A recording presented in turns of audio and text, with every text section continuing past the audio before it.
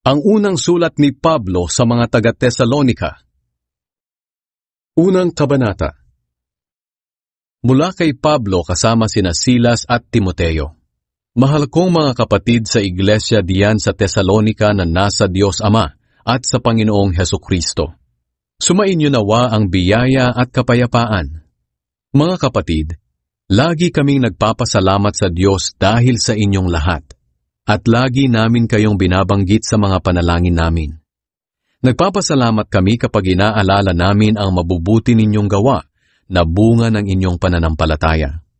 Inaalaala rin namin ang pagsisikap na bunga ng pag-ibig ninyo, at ang katatagan na bunga ng matibay ninyong pag-asa sa pagbabalik ng ating Panginoong Hesukristo. Ginagawa niyo ang lahat ng ito sa paningin ng Diyos na ating Ama.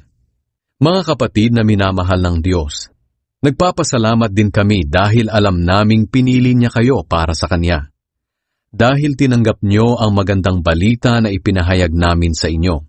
Dumating ito sa inyo hindi lang sa salita, kundi sa pamamagitan din ng kapangyarihan ng banal na Espiritu.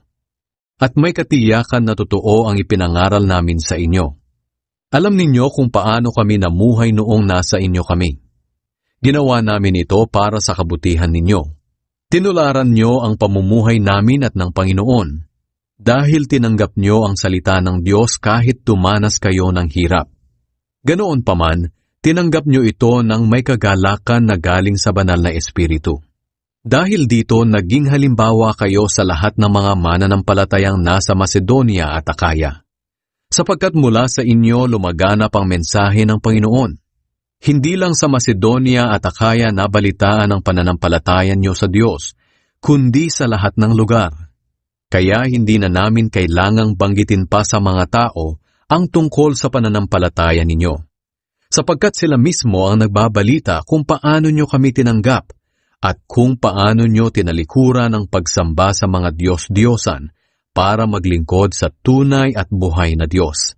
At sila na rin ang nagsasabi tungkol sa paghihintay nyo sa pagbabalik ng anak ng Diyos mula sa langit, na walang iba kundi si Jesus na muli niyang binuhay. Siya ang magliligtas sa atin sa darating na kaparusahan.